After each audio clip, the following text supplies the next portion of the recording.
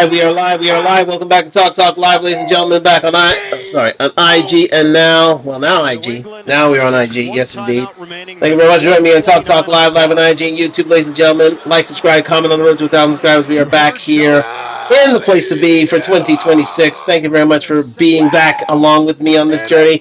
Sorry, I am a few technical issues had to get through.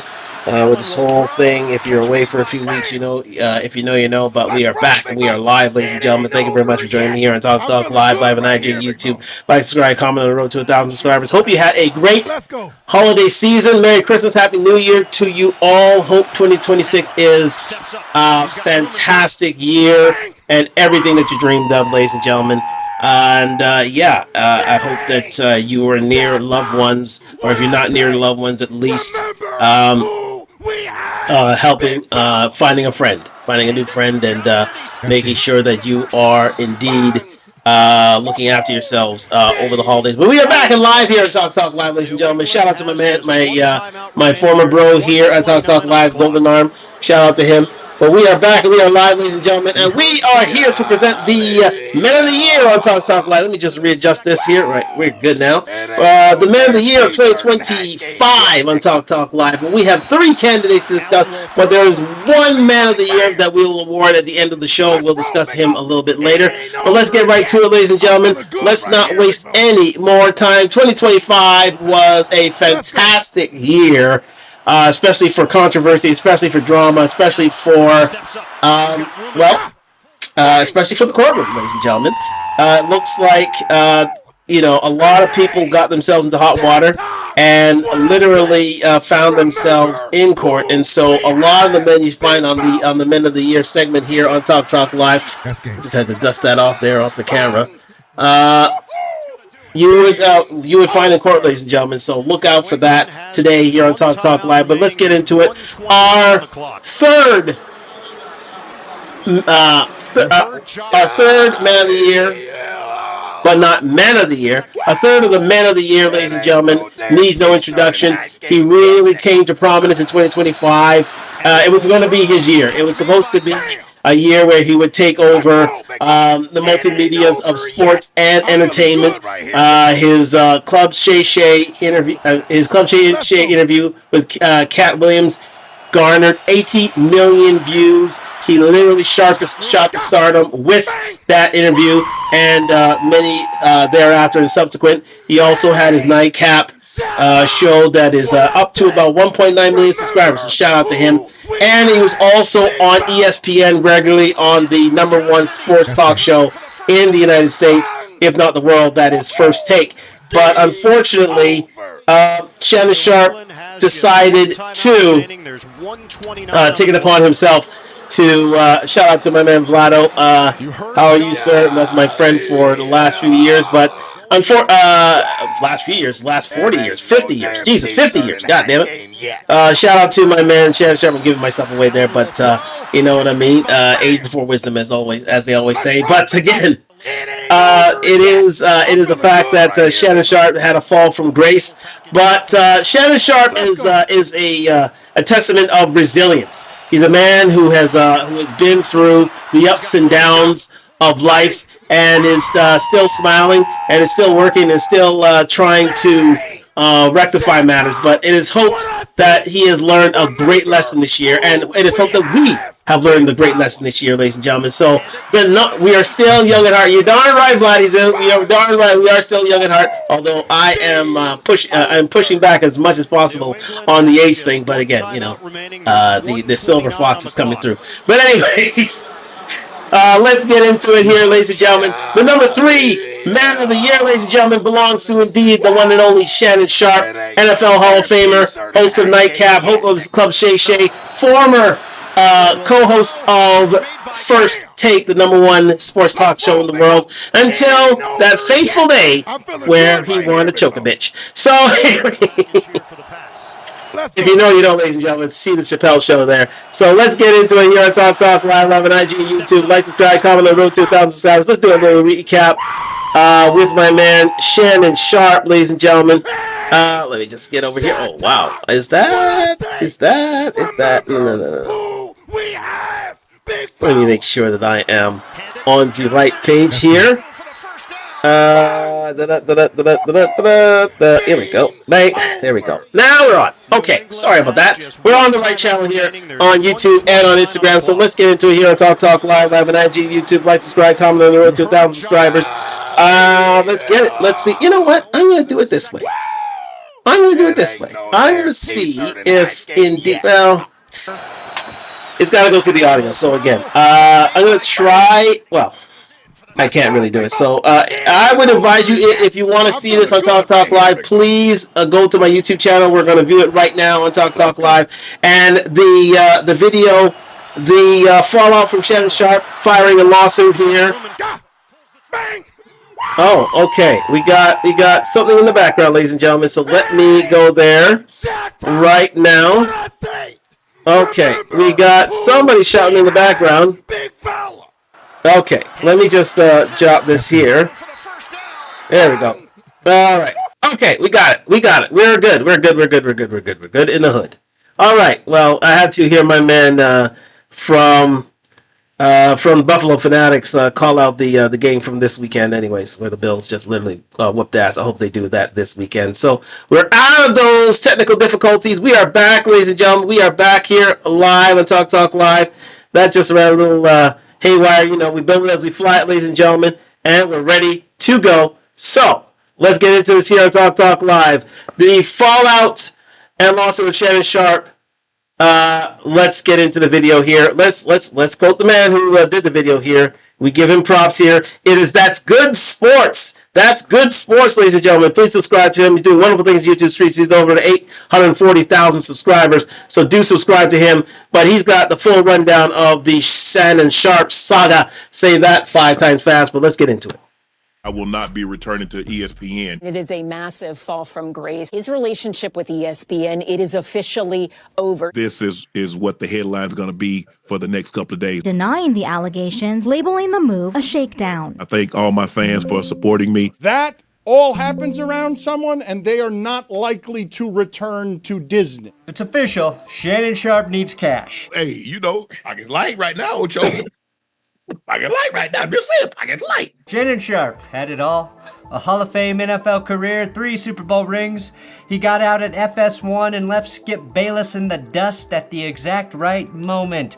His personal media empire was booming alongside a lucrative career at ESPN. Then it all came crashing down, crumbling faster than a linebacker trying to cover the dynamic tight end himself.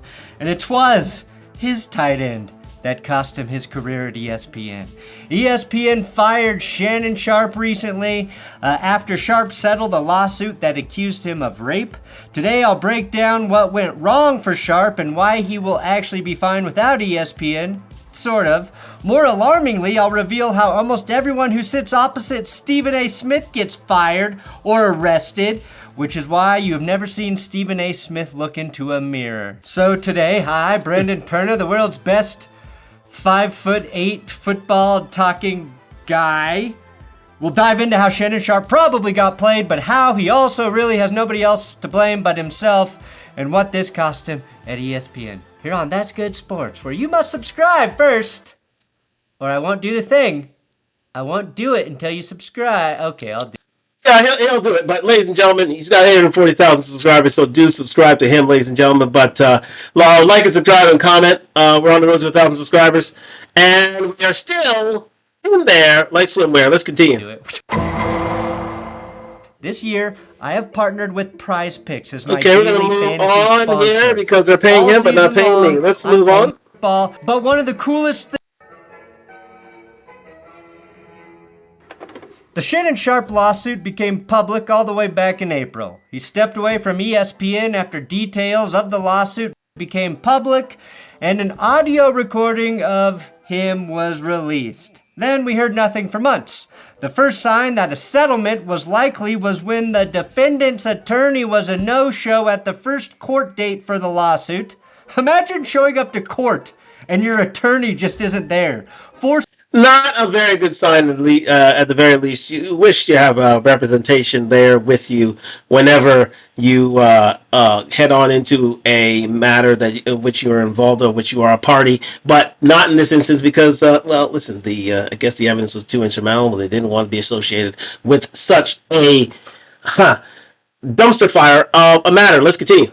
You to ask for a recess so you can quickly learn the law and represent yourself like Matt Damon in Good Will Hunting. I am afforded the right to speak in my own defense, sir. That would be a pretty cool movie, actually. Your Honor, I can assure you that this will be our final argument. But let's back up and take a moment to recall why Shannon Sharpe actually went to court and make sense of what this civil suit was actually about that led to his firing. Shannon Sharpe, the Broncos Hall of Famer, was facing a sexual assault civil lawsuit from a woman identified as Jane Doe, who alleged he assaulted her multiple times during a nearly 2-year relationship.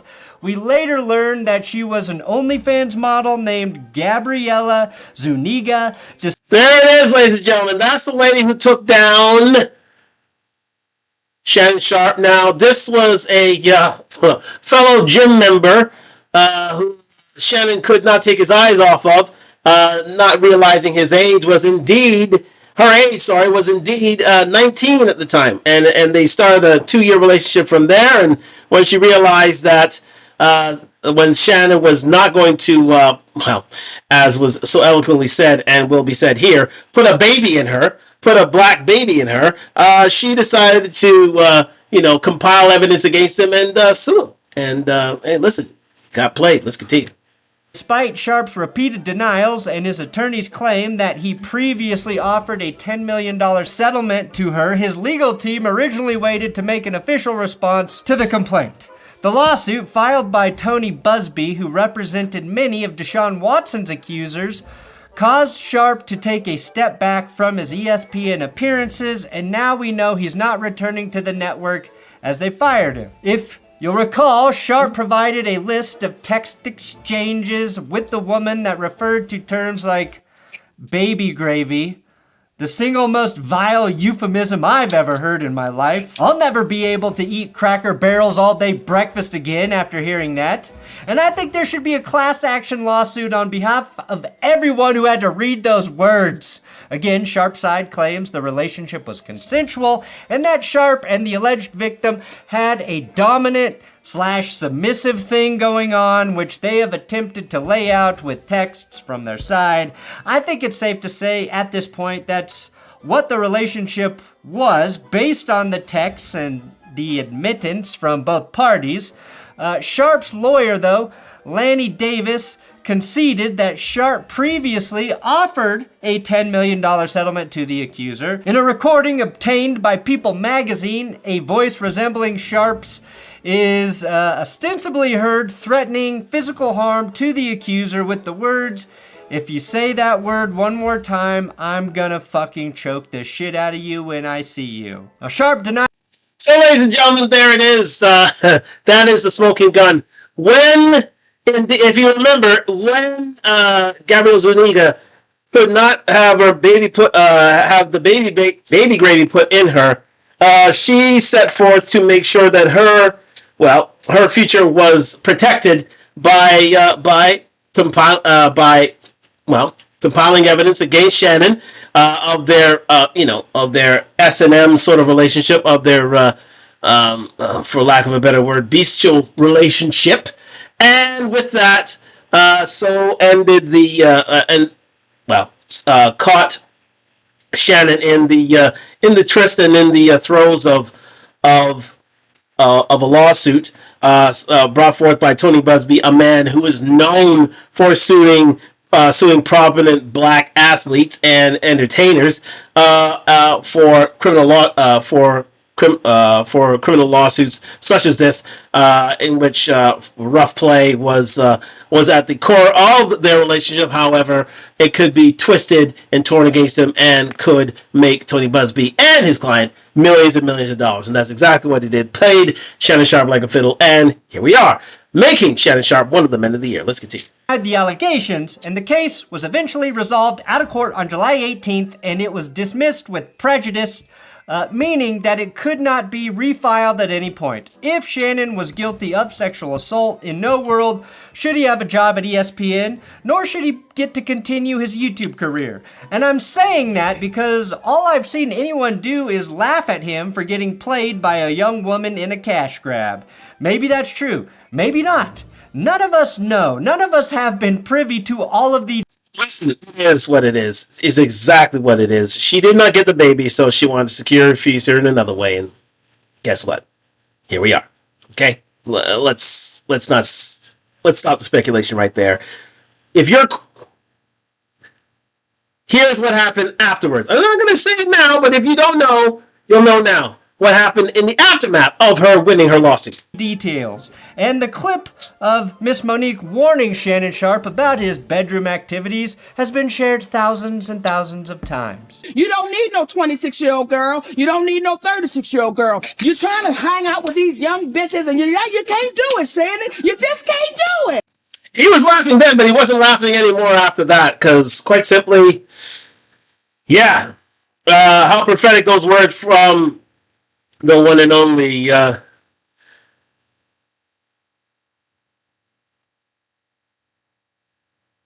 my gosh, what's happening here? Times. You don't need no 26-year-old girl. You don't need no 36-year-old girl. You're trying to hang out with these young... Details. And the clip of Miss Monique warning Shannon Sharpe. Monique, yes indeed, the one and only Monique. A warning. Let's hear the warning again, because sometimes you didn't know, you didn't hear. But yes indeed, here we are.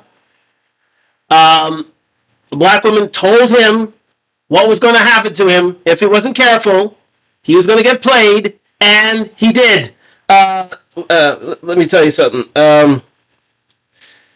Yeah, it was so prophetic, and yeah, worthy of an Oscar. Yeah, let's go. Sharpe about his bedroom activities has been shared thousands and thousands of times. You don't need no 26-year-old girl. You don't need no 36-year-old girl. You're trying to hang out with these young bitches and you can't do it, Shannon. He could have done with a 36-year-old girl. I believe Shannon Sharpe to a 56. If you divide his age of 56 by 2, I would say that's 20. Just quick math here. 250. So I think it's 57, 56 here, and that's right. 2. So 36. So I think that's yeah. Oh, no, 4. There we go. 20. I would say 27, 28. Yeah, 4. Yep. 4. 2. 1. 15. Yeah. 28. 28, 29 would be nice. It's fine. But he went for 19. She started this relationship with her at 19 years old. Well, Shannon, no, there's no fool like an old fool. Let's continue. You just can't do it. What has been lost in this, and what I was not aware of, is that Shannon has been down this road before. Back in 2010, he was a host on CBS Sports, where, stop me if this sounds familiar, Sharpe had reportedly decided to step aside from his gig at the network after a woman accused him of sexually assaulting her and threatening her life. Right, so fallout, ladies and gentlemen, it seems to, as may not be known to most people, this is Shannon Sharpe's MO. He had to leave CBS because of the same problem. It seems that Shannon Sharpe has a penchant for rough segs, ladies and gentlemen, rough push in the bush, and yeah, it gets him fired. It gets him fired many places. Here, it got him fired from CBS. Then it got him fired again from ESPN. It seems that Shannon Sharpe can't leave that stuff alone. If not, hire an escort who will do his bidding for a cost, for a price. But Shannon always preys upon, well, the innocent. It was Gabrielle Zuniga in the last episode. There's Michelle Bundy here before. And quite simply, Shannon has not learned his lesson. He has not learned his lesson, but he has lost a lot of money, and he has lost a lot of prestige and position, a prime position on the #1 sports talk show in the United States, if not North America, on First Take. Let's continue. Her name was Michelle Bundy, no relation to Ted or Al, and she filed a restraining order against Shannon Sharpe. That restraining order was eventually dismissed, and she was painted as someone who was infatuated with Sharpe and that there were a bunch of issues with her. Like this most recent case, who knows what's true and what is not? What I do know is that if Sharpe had that incident in his past, he should have been smart enough to not be sending the texts he was sending, having the phone conversations he was having, and again, accidentally live streaming the audio of himself having sex. Shannon is very, very sloppy. And you know what? What makes Shannon one of the men of the year is the fact that, you know what, we could all take lessons from Shannon, if he can take lessons from himself. He seems to... Controversy seems to follow him everywhere. It happened in 2010. Here it is in 2025. It's happened again, but there's no fool like an old fool. And Shannon, as rich and as successful as he has been, has had to pay a heavy price. He was on CBS, on the CBS NFL show. He had to leave that job. Here again, he was on First Take when he was, well, let go from his job, when he left his job on Fox Sports. And quite simply, yeah, it's trouble seems to follow Shannon wherever he goes, and he does not seem to learn the lesson. Maybe there was too many blows to the head of Shannon Sharpe, unfortunately, but he should know good and darn well that, you know, eventually it was going to catch up with him. Eventually somebody's going to use it to their advantage, and he had to pay a heavy, heavy financial price. Let's continue. Money and power makes people fucking dumb. Yes, it also makes them targets, but you better protect yourself instead of opening up that bullseye like I think Sharpe did. We don't know the financial terms of the final settlement other than it's believed it was significantly less than the $50 million that they were seeking, and there was no admission of guilt from the Hall of Fame tight end. Tony Busby, the defendant's lawyer, was quoted, "After protracted and respectful negotiations, I'm pleased to announce that we have reached a mutually agreed upon resolution. All matters have now been addressed satisfactorily, and the matter is closed." Sharpe also went after Tony Busby, who he claimed made a living off of targeting. Shout out DJ Wayne. Busby is, of course, famous for spearheading the cases against Deshaun Watson, which appeared to be credible looking back at it several years later. Still, Sharpe said that Busby goes after black men like Jay-Z and has vowed to sue him for defamation. I think the truth is that Busby, because he works on a contingency rather than working on retainer, goes after the strongest cases he has that have a chance to be settled out of court, where he can collect a 40% fee for his services. Busby went after Deepwater Horizon after the 2010 oil spill, and I think the only through line for his career is that he goes after defendants with deep pockets, and so far that has included Sharpe, Jay-Z, Travis Scott, and Deshaun Watson. On his wall. So there you go, ladies and gentlemen. You got a man, Tony Busby, as referred to here, as seen here. He's listen. This guy is a lawyer who knows his stuff. He's well.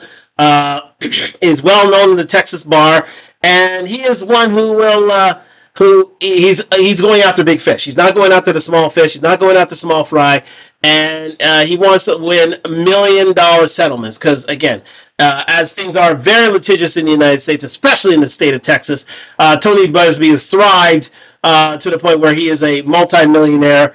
You know, he preys upon the silly and the ridiculous and the mistakes of others. And, you know, I mean, coming from a legal background myself, it is highly reputable that this man can earn a career, you know, doing such lawsuits. But again, there's something other people can see this as, you know, as they say, sleazy and slimy, allegedly. And it is... There's something to take heed to, and you know, it does give, you know, there's a good bad scenario with regards to lawyers such as these who literally prey upon the silly and the stupid. But again, you know what? A fool is born every minute, and this man is looking to take advantage of said fools. Let's continue. Watson. On his wall, articles on court victories and high-dollar settlements against big oil companies. I wouldn't exactly make the case that Busby is the most reputable attorney in our country, or that his motivation is always justice, but I couldn't go as far as to say he targets black men. Just rich black men. Yes. Something I will never be. Thanks, Mom. After the settlement was reached, Gabriella Zuniga announced her retirement from OnlyFans. People are old enough to be retiring from OnlyFans now. There you go, ladies and gentlemen, where you can earn an average of $140 a week on OnlyFans. This woman had hit the jackpot simply by being in a gym and in and around Shannon Sharp, because Shannon has a penchant for the ladies, especially white ladies with, well, if they are PAWGs, if you know, you know, and if they happen to be, he will be right there to make sure that, well, he dates his wage, not his age. Let's continue. Holy shit. Get off my lawn.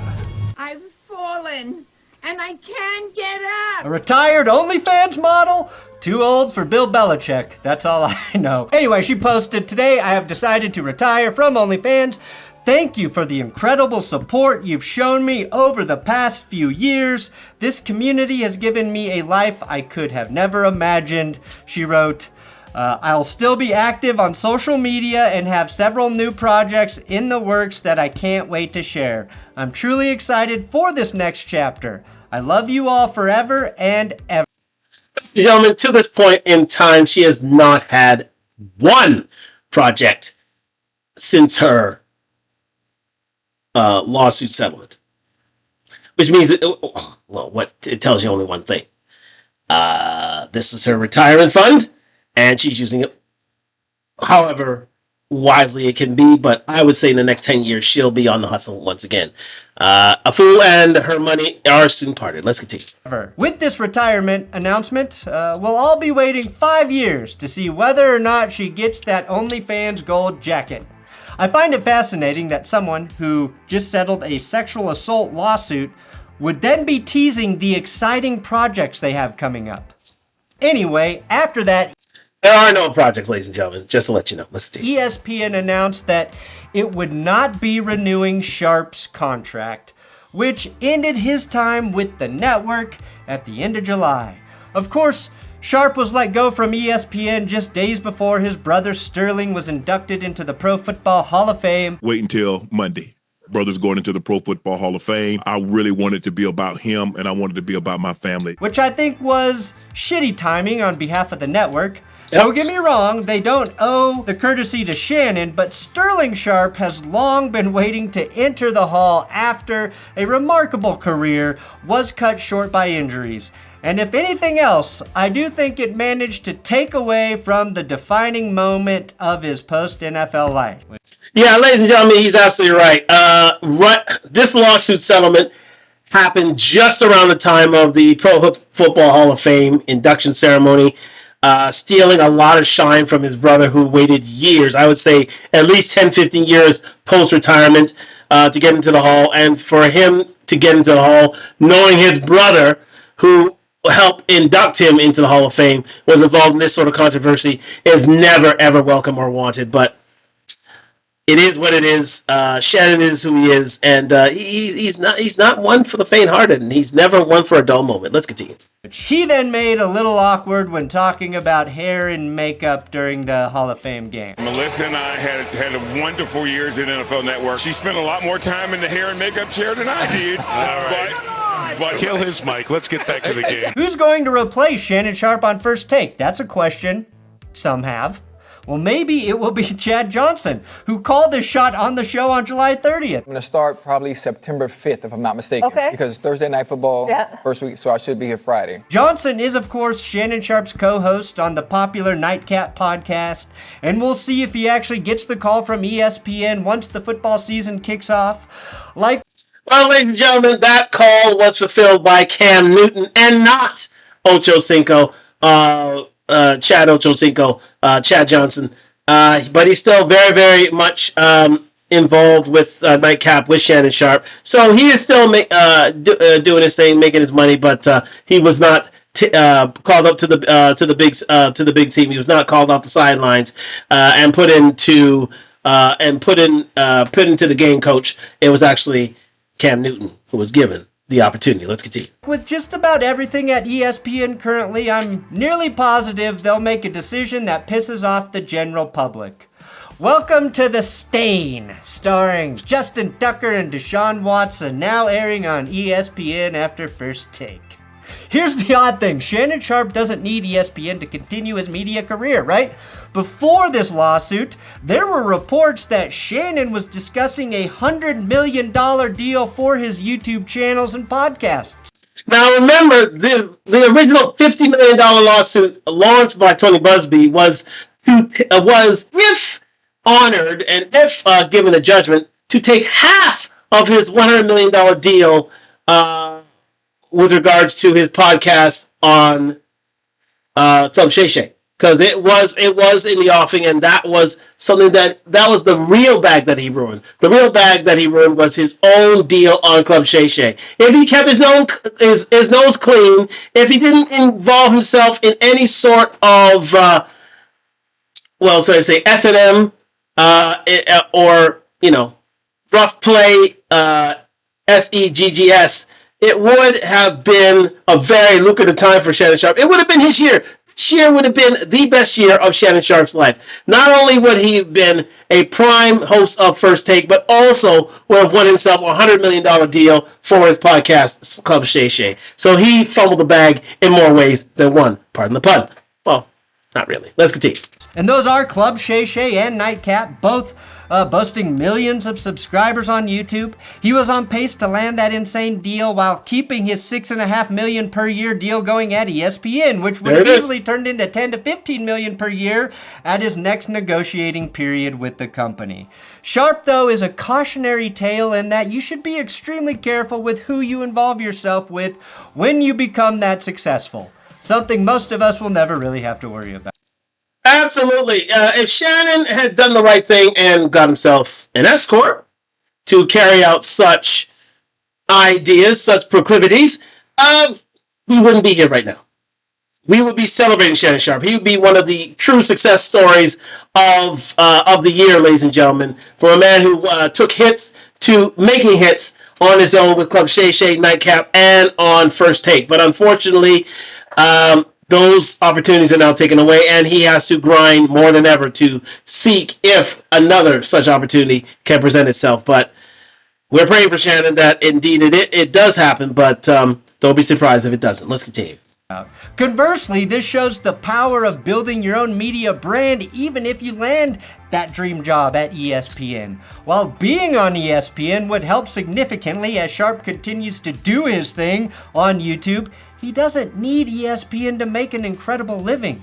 Yes, he fumbled the bag significantly, a big bag, but he's still going to be making millions of dollars every year, and advertisers won't be turned off because of his settlement.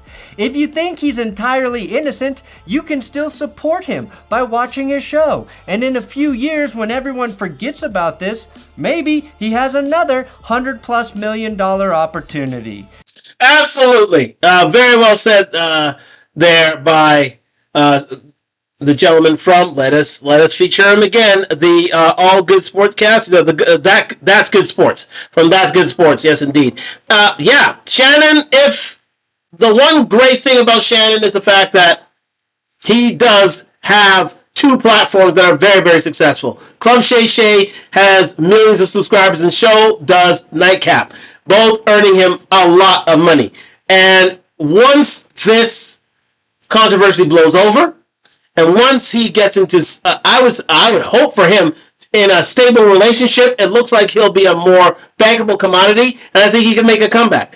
No doubt about that. I think we people forgive, people forget, and people love redemption arcs and redemption stories, and that's what we have here with Shannon Sharpe. So we have so many lessons to learn from this gentleman, Shannon Sharpe, Hall of Fame NFL tight end, and also one of the biggest names in sports entertainment. And at the end of the day, this gentleman will indeed be back. So do not fear for Shannon Sharpe. He's doing wonderfully well on the YouTube streets, and as the gentleman stated from That's Good Sports, said quite simply, he'll be back. People forget.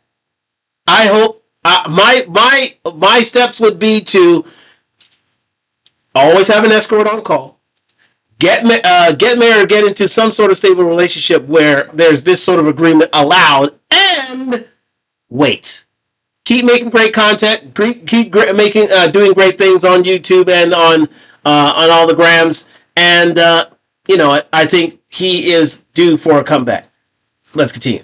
That said, the way ESPN is going, he blew a massive opportunity to be one of the richest people in all of sports media. The deals ESPN just made with the NFL and WWE, holy fuck, you want to be on that ship right now, and Shannon is not. He's on a little speedboat, a nice speedboat, but ESPN's a fucking giant cruise ship. Sure, everyone's gonna get diarrhea from the norovirus, but they'll be able to sustain the large waves of the ocean. Speedboat? Nothing's guaranteed. Ladies and gentlemen, and that's why you have to give credit to the one and only Stephen A. Smith. He is the biggest name on the biggest cruise ship. He is, ladies and gentlemen, he is the man who is captaining that ship. He is the one who is steering that ship. And, listen, there's a reason why they re-upped him for as much. I think he's earning about $20 to $25 million a year. And he will keep making said money. And no matter what you think about his political affiliations or his sports takes, at the end of the day, he's built up a mammoth career, and it is something that Shannon Sharpe could have partaken in himself. However, that is not the case, and he has to wait until the next ship comes in. Pardon the pun. Let's continue. I like boats. Boats. Would you like me to talk more about boats? Fishing boats? Pontoon boats? Dinghies? ESPN is smartly allowing their talent to build their own platforms on YouTube, and being on ESPN regularly, helps with that. We're entering a world where you will see one of us get swooped up by ESPN while also being allowed to keep doing our thing on YouTube.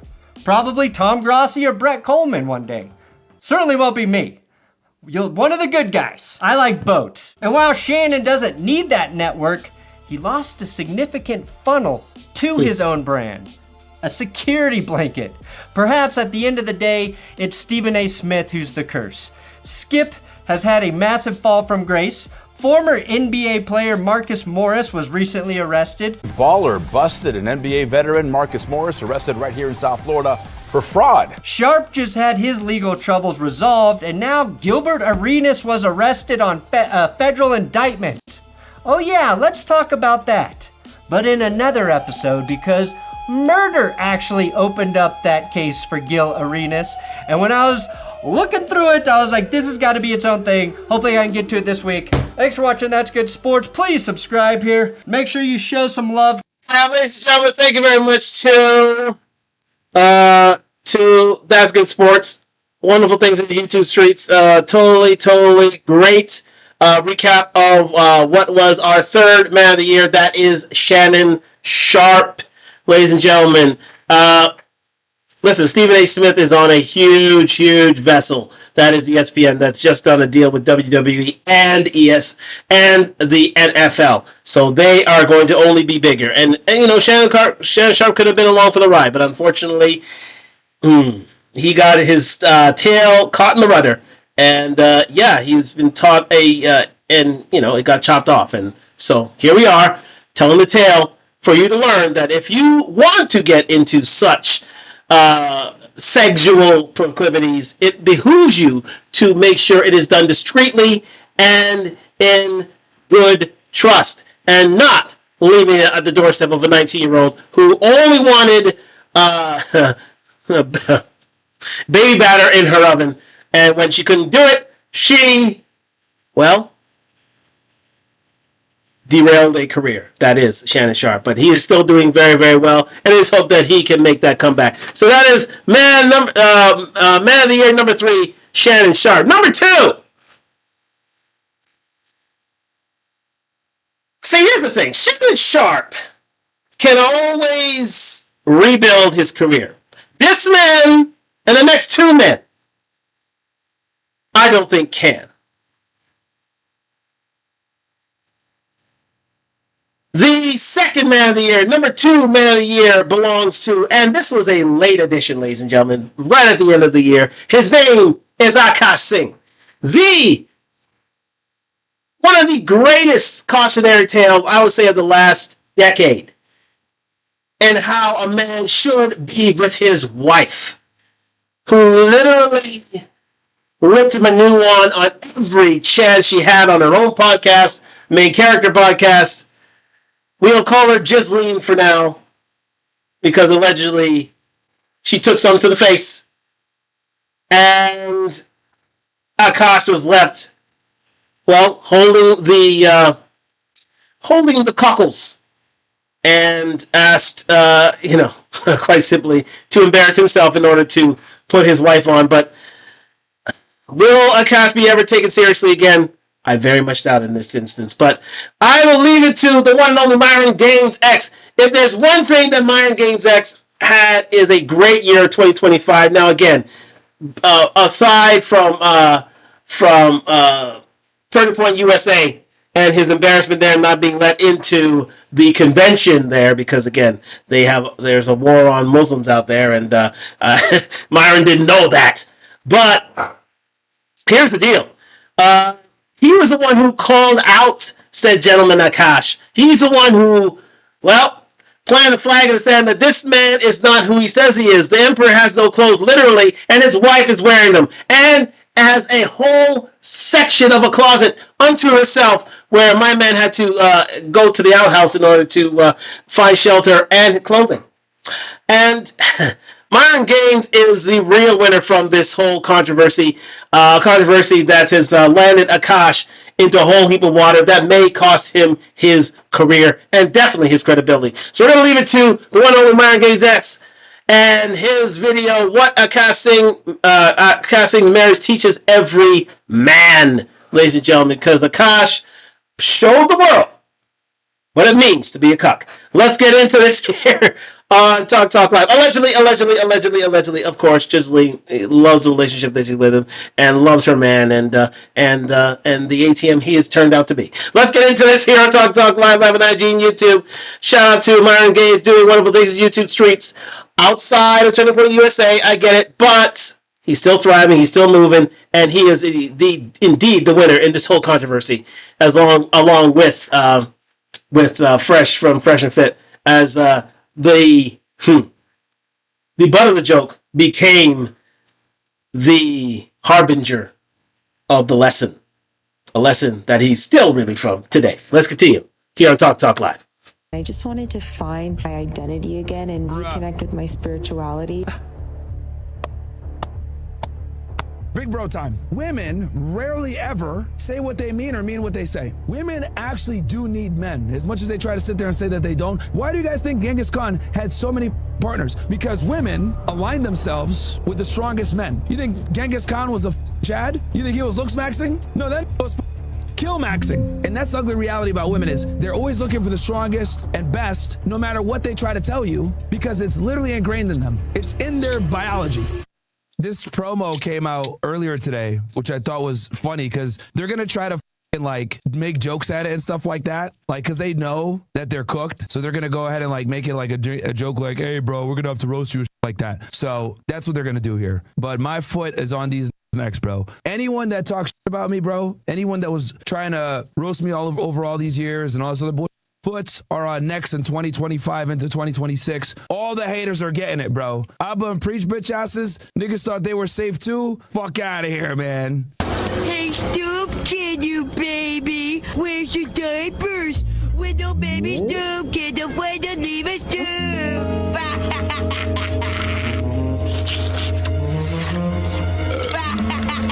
Let's move on, ladies and gentlemen, because... Blocked me, by the way, for making fun of Lana Rhodes for being a 304 as well.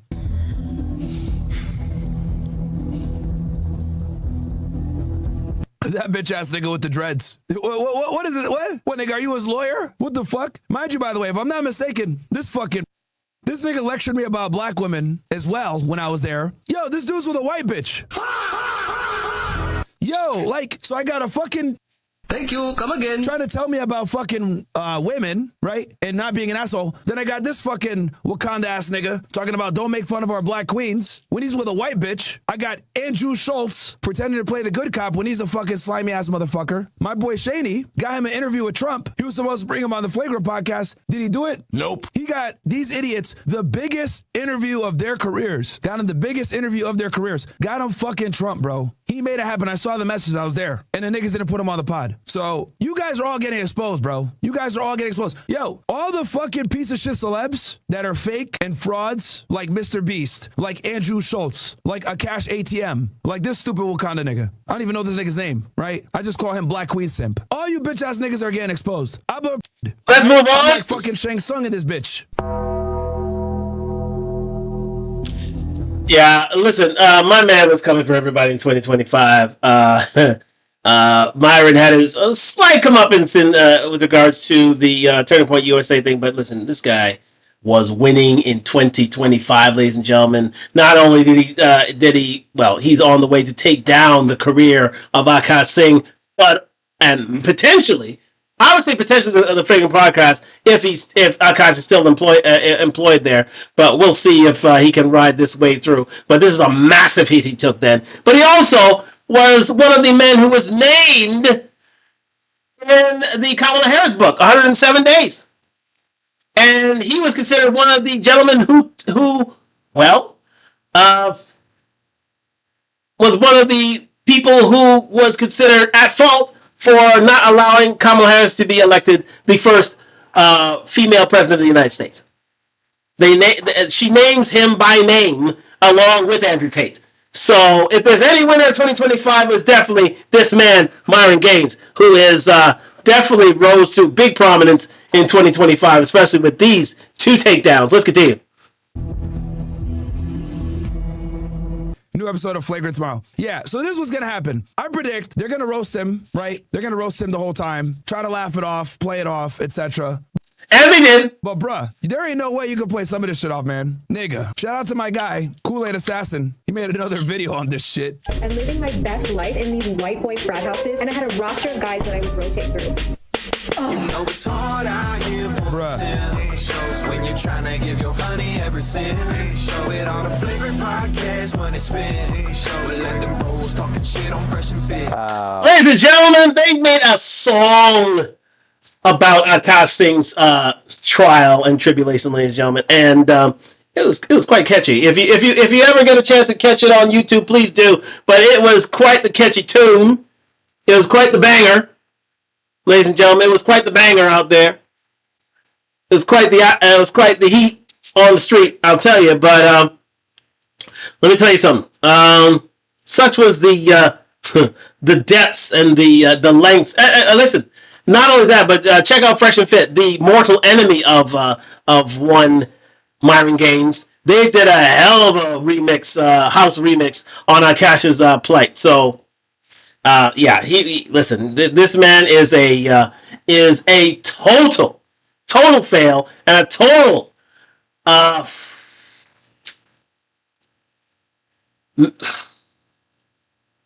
man to whom we must learn a lesson.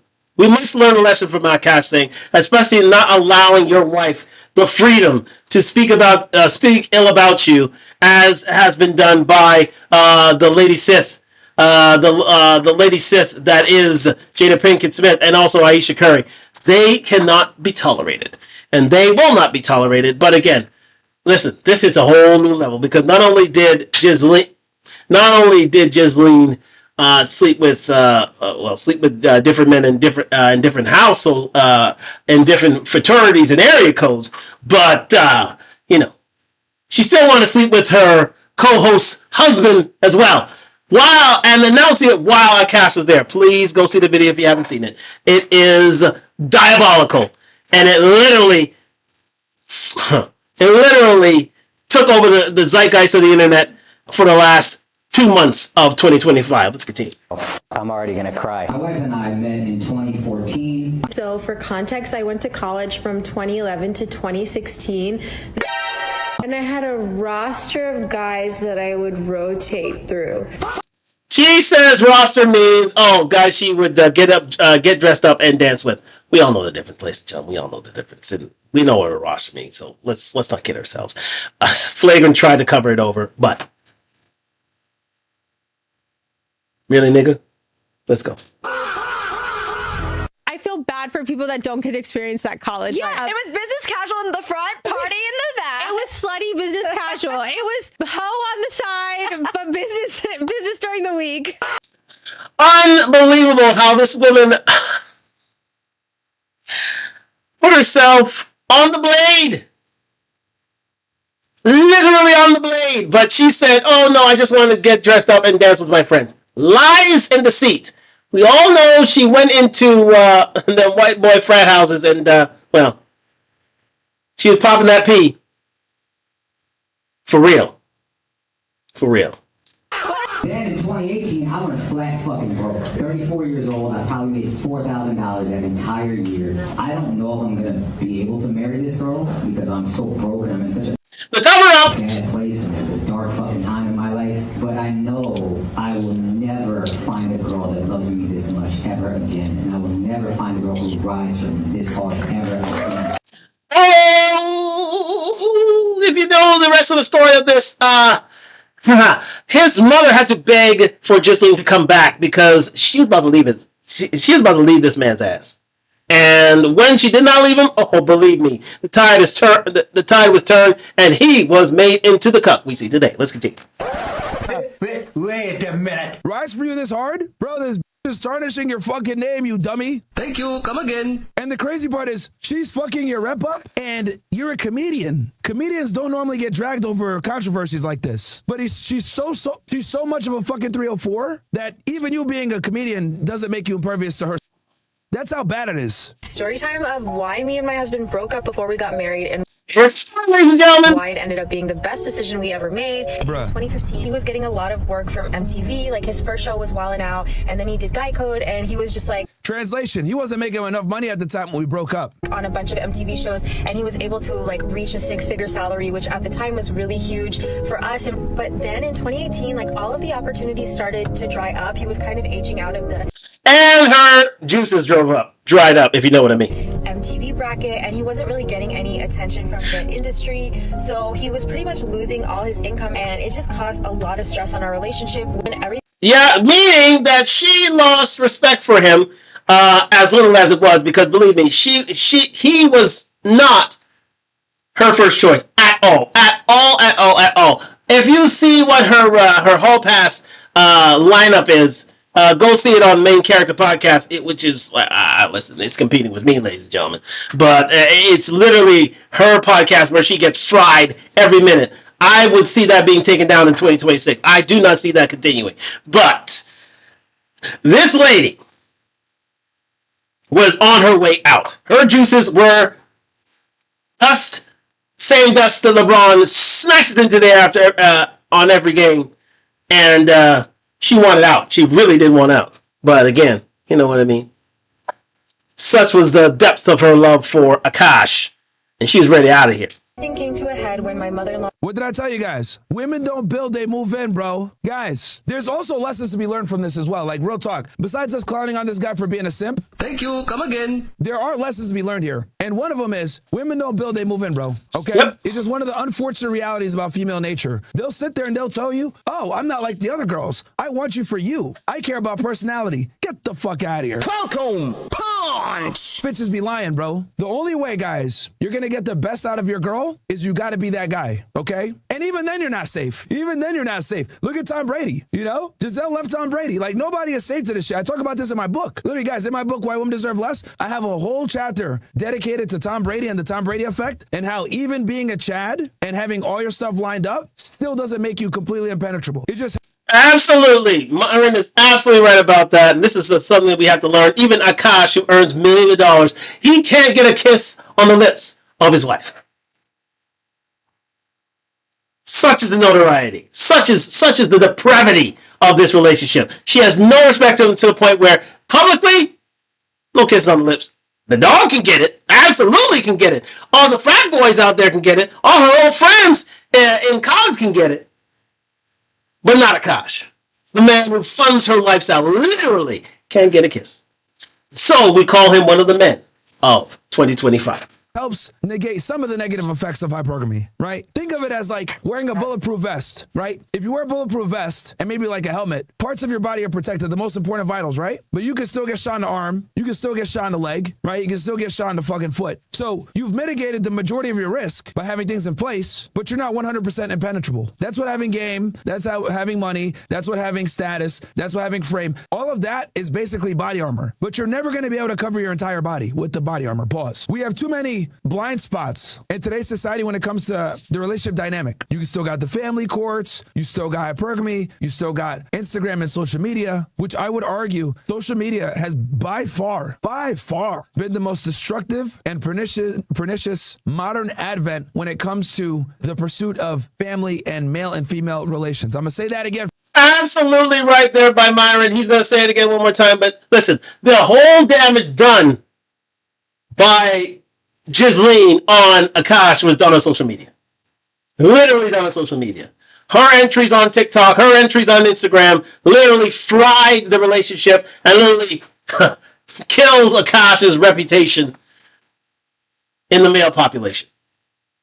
He will forever be known as a cuck because his wife couldn't keep her mouth shut. Does it resemble Aisha? Yeah. Well, not to the extent of Jada, who literally killed her husband's career. But I digress. For you guys. Social media, right, alongside dating apps, because the two are kind of hand in hand, have been the two biggest and pernicious human inventions or innovations towards male and female intersexual dynamics ever. And the scary part is we don't even know what the long-term ramifications of this is going to be. We're already starting to see some of it. We're already starting to see relationships in the shitter, more single people than ever before. Marriage rates are plummeting. Birth rates are plummeting. Divorce rates are still high. We haven't even seen the full scope of this, right? Hell, we haven't even seen the full scope of dating apps. Remember like Plenty of Fish and OkCupid and shit like that? We're just starting to see the ramifications of that. These are apps that came out like early 2010s. So we won't know the long-term consequences of Instagram and TikTok for another 10 to 20 years because we need the girls that are growing up with this shit now to grow up all the way. Does that make sense? We need a couple of generations that have grown up on their phones and on TikTok so that we can figure this out. But this is where we are, chat. This is where we are. Women don't build, they move in. Came to visit us. I was being very distant because of everything we were going through. Akash Pete dried up. Very stressed, and I think she kind of internalized it like that I was being bitchy towards her or passive. Oh, now it comes out. Let's play that back again. When everything came to a head, when my mother-in-law came to visit us, aka Akasha's mom. I was being very distant. But I'm sure Akash had a word with his mother saying that our relationship is crap, and the mother came over to see about this and say, "Hey, listen, this man been helping everything in this house. What the hell are you doing?" Because of everything we were going through, Akash was very stressed, and I think she kind of internalized it like that I was being bitchy towards her. Yeah, you were probably being an insufferable fucking. Why are you broke? Passive aggressive towards her. It was a huge fight between all of us. Yeah, the mom was probably like, "Yo, Akash, why are you with this fucking?" Basically, Akash did not defend me, and I was like, okay, I don't. Oh, so you were being an insufferable fucking. So you were. I don't know if I can be in a relationship with this. I'll tell you right now, him and his mom probably ganged up on her and said, "Yo, you're annoying. We're building right now. The last thing we need is for you to be bitching and be complaining." Believe me, and she was only looking for that fight to leave. This is why there's so many lessons to take from Akash, and that is why he's one of the men of the year 2025. Akash, this woman never loved him. Ghislaine never loved Akash. She only loves what he could provide to her. Let this be a lesson to all men. If you see a woman like this coming down your path and your darkest day, she was about to leave him. Let it be said, it was not all kisses and French toast and roses here. It wasn't. She was out. She was ready to go. She was wanting that fight so she can, okay, you don't want me around? I'm out of here. And then she was brought back into the fold. Okay. That brought her back. I can tell this girl's like a petulant fucking child. I can just tell. Spoiled, petulant, ungrateful, solipsistic. You want me to stay? Okay, well, I need this from you. And Akash was willing to provide it to her. Narcissistic. I mean, guys, her podcast is called the Main Character Podcast. You know, do I gotta fucking spell it out? Like, bro, bitch, this shit is literally called the Main Character Podcast. And like I told y'all before, you guys saw yesterday when we had Fresh and Fit After Hours. A lot of modern women are like this, bro. A lot of them. The world revolves around me. Female narcissism in 2025 is absolutely fucking crazy and out of control, bro. It's out of control. Yes, indeed. If there's one thing that we learned from this video is that female narcissism was at an all-time high, and the lady who led it, who brought it into a new era after Lord Sith Jada, was indeed Ghislaine. Yes, we are back. We're going to get back on Talk Live on Instagram. And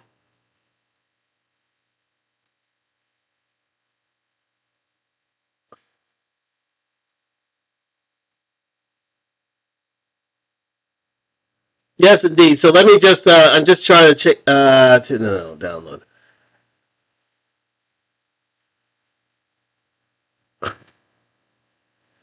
So just downloading this, and actually, you know what? I don't need that.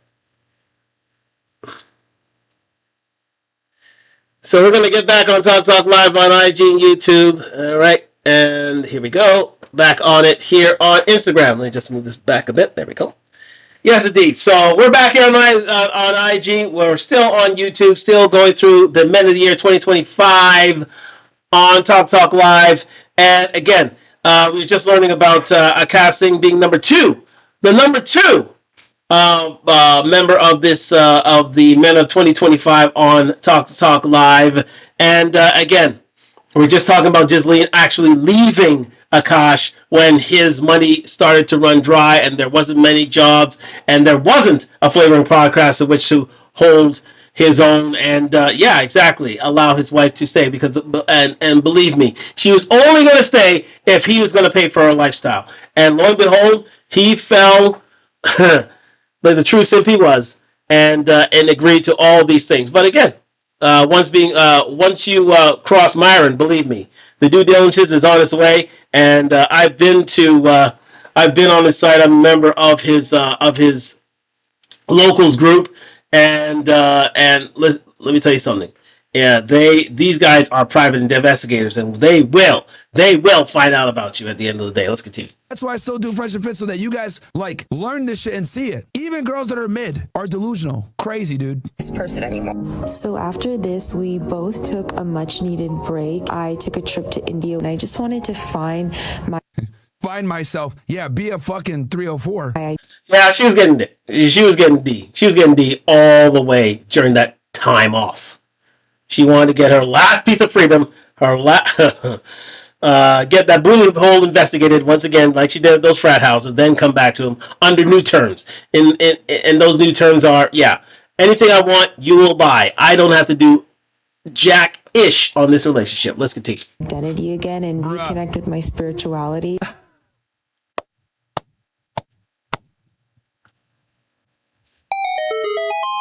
Yeah, whenever they say spiritual journey, it means they're getting their, they're getting their gynecology exam, if you know what I mean. Yo, anytime women use stupid, ambiguous terms like that, bro, I mean, translation, I want to be a bro, okay? Yo, anytime, oh my God. Guys, whenever women use like ambiguous language like this, right, to describe themselves or what they're doing or a phase that they're in their life, translation, I want to be a fucking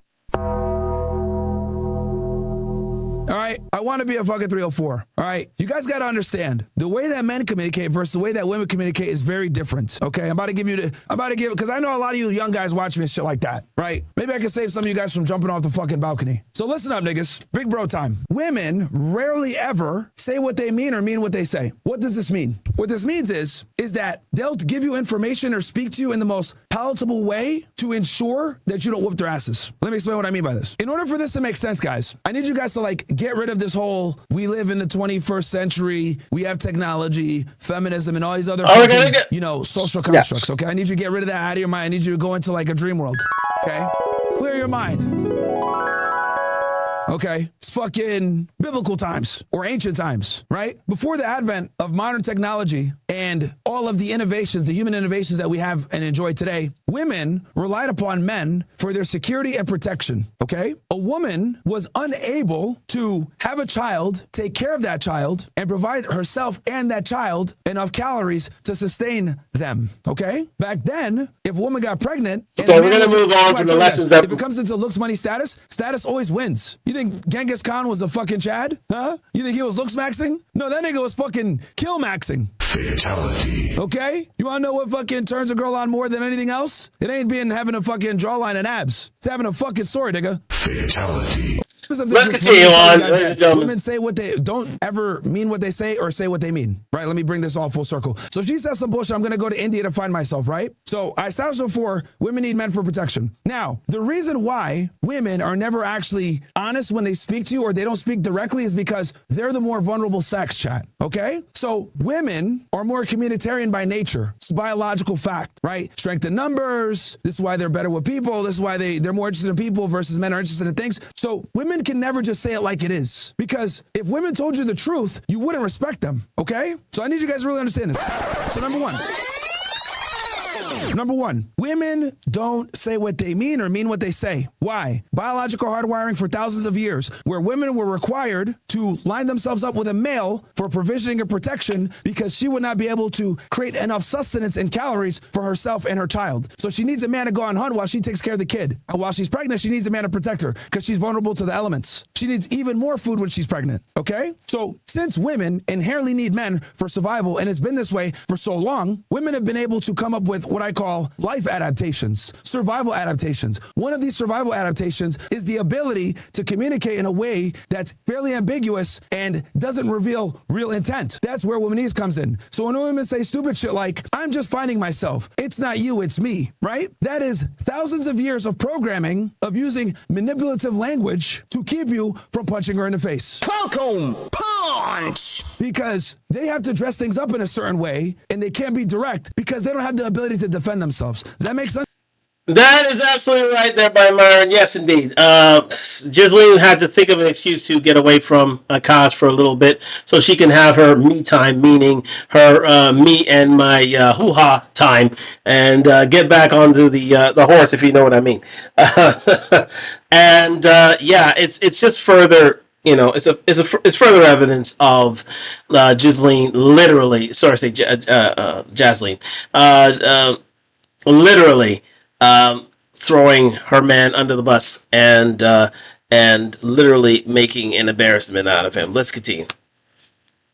Than you. You break up with your girl, she has another dude or some shit. Or the breakup doesn't hurt her as much. The reason why is because women had to also figure out that in order to deploy this sexual strategy, this mating strategy, where they have to align themselves with the strongest men, well, they had to find a way to adapt to the potential occurrence of their guy that they're with dying and being able to quickly monkey branch on something else. Okay? This is the war bride concept that Rolo Tomasi talks about. Shout out to my guy Rolo. The reason why I tell you guys don't cry in front of your girl, don't be a bitch or any of this other stuff is because women have this radar in the back of their mind, okay? That if they feel like you can't protect them anymore or that you're soft, what's going to happen is they're instantly going to lose attraction for you. I'll never forget, there was this woman, right?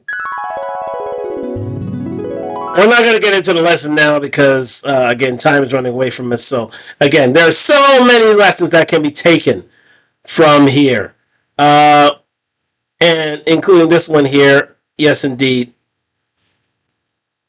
One of the final lessons learning from this fiasco, from this literal lesson to men that will not be forgotten for a long, long time to come. Let's continue. I like you, I think you're cool and everything, but I need you to be about 5 inches taller than me, make roughly 50% more money than I do. I need you to be able to tell me to shut up whenever, you know, I'm out of line, but at the same time, I still need you to be a nice guy. I need you to like kids and dogs, but I also want you to make me work for a family, but I also want you to always be listening to my feelings, but I still also need you to be an alpha male. And though I'm going to complain and bitch if I see you with other girls or have sex with other women, I'm secretly going to be turned on and aroused by it because I understand that my position isn't secure. What would you do if a woman told you that? We don't look at that bitch like, you're cuckoo for fucking Cocoa Puffs. What? But that's what they really want, my friends. Yes, they want it all, but they want nothing at all, if you know what I mean. That's why women for centuries could not be understood. Let's continue.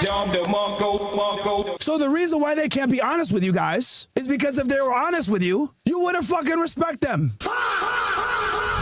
This is why female intent is always fucking deceptive. This is why they never mean what they say or say what they mean. Because for them to be honest reveals unflattering and ugly realities about female nature and their biology and their makeup. You fucking get it now? This is why you never believe what they say. It's all cap. It's all bullshit. They have a vested interest in lying to you to secure resources and not put themselves in a damaging light. Why do women not talk about their body counts? Why do they hide that? Even the biggest whores don't want to disclose their body count. Why? Because they know innately that their body count commands their sexual... Well, actually, they understand that their body count dictates their sexual market value. The higher the body count, the less they can demand from a partner in the sexual marketplace.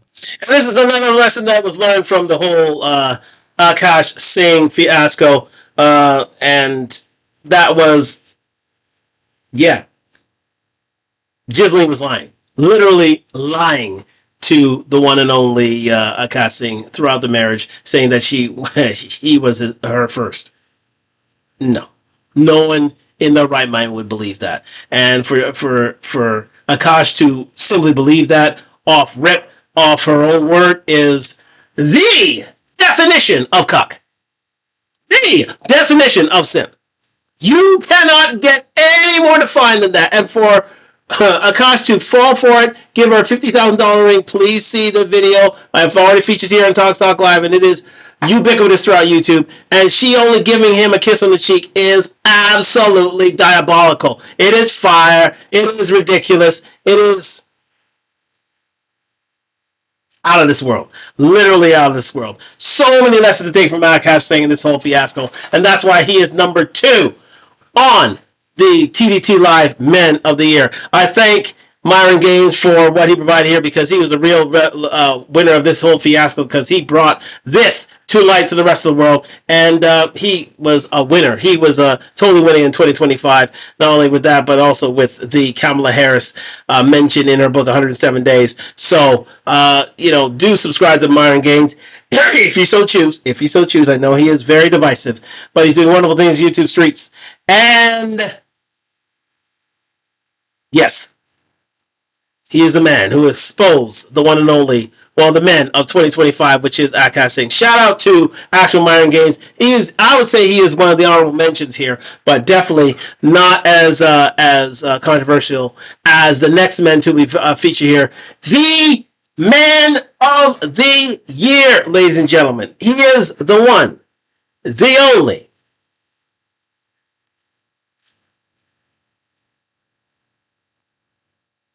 Not this guy. This guy. Oh, not that guy. This guy. P. Diddy. The man of 2025. If you had to live under a rock to not know about the legal issues of Diddy, you would have to be under a rock to not know of the documentary created by 50 Cent on this man, Diddy. This man was everywhere in 2025, and not for the best of reasons. The one who was given to the key to the city of New York, the one who ran Bad Boy Records, the one who was paid millions upon millions of dollars from Ciroc, the man who had exclusive deals with MTV, with most media companies, and lived the life only very, very few of us will ever live in our lifetime, was in essence taken down. Or taken down a peg, ladies and gentlemen, because at the end of the day, the U.S. Attorney's Office threw a federal case at this man, and they only got 50 months. Such was the weak evidence against him. We analyzed this guy through Talk Live during the summer. This was the summertime jam of the year. This was the thing to get into, if any, during this summer. And we followed it here from pillar to post on Talk Live, and we're amazed at the amount of witnesses brought forth by the prosecution, the very few amount of witnesses brought by the defense, and the lack of closing arguments from the defense, allowing for a, I would say, seismic win for Diddy to only be charged with Mann Act violations, or as one Dave Chappelle would say, the Nigger Act. The Unstoppable Nigger Act. Please see the Dave Chappelle stand-up comedy special on Netflix. It is wild. It is crazy. It is Dave Chappelle at his very, very best. I encourage you to see it. Listen, the best comedian in the world today is Dave Chappelle, and he breaks down not only Diddy but the Mann Act with such clarity and such alacrity and such ability. He was a political science professor out there, literally taught, and a legal professor as well, literally speaking to you not only in the ways of comedy, but also in the ways of history, in the way of civics to my American friends. And this gentleman has literally won his place in our hearts as the best comedian in the world, in my opinion, and in the opinion of many, many, many, many, many others, and the majority of the world, actually the Western world, if you ask me. So, please go see his stand-up comedy, but please go see that documentary brought up by the one and only, let's get him out here,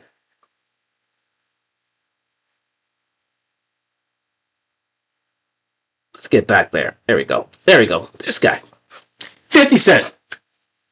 50 Cent can be given honorable mention as one of the men of the year because he helped further dig the ditch of the one and only Sean P. Diddy Combs with his documentary, The Reckoning of Sean Combs, The Reckoning. And it is a fascinating documentary. Well, basically chronicling the life of Diddy from his early beginnings all the way to his sentencing and his days in court and his current lifestyle, where he has been incarcerated for the next 50 months. I'm sure with good behavior he'll get out in 24. I'd say 2.5 years, maybe even 36 months. And hey, shout out to this man. He has done wonderful things in YouTube streets. Another honorable mention going to the one and only 50 Cent, the ultimate troll, the best troll on the internet, on social media. This man cannot be denied, cannot be understated, and shout out to him for making such a wonderful documentary by simply, and the majority of it, by simply paying the man who was there to chronicle Diddy's life, especially during the trial. He didn't pay him. So guess who the higher bidder was? This guy. And he completed an absolute masterpiece of a documentary here. So shout out to this man, but the number one man of the year of 2025 goes to P. Diddy. Now we're here with one of our friends during the year, Law and Crime. Law and Crime sidebar, Law and Crime with Jesse Weber, doing wonderful things in the YouTube streets. He helped chronicle this whole Diddy trial, and I was there with him all along the way in 2025. So let's get into this as he has this video. Let's get the title of it before we go in there. 9 shocking P. Diddy revelations exposed in new Netflix documentary. Let's get into it. If you ever seen his interview, 50 Cent's interview on MSNBC, please do. It is fascinating viewing. Let's continue with this.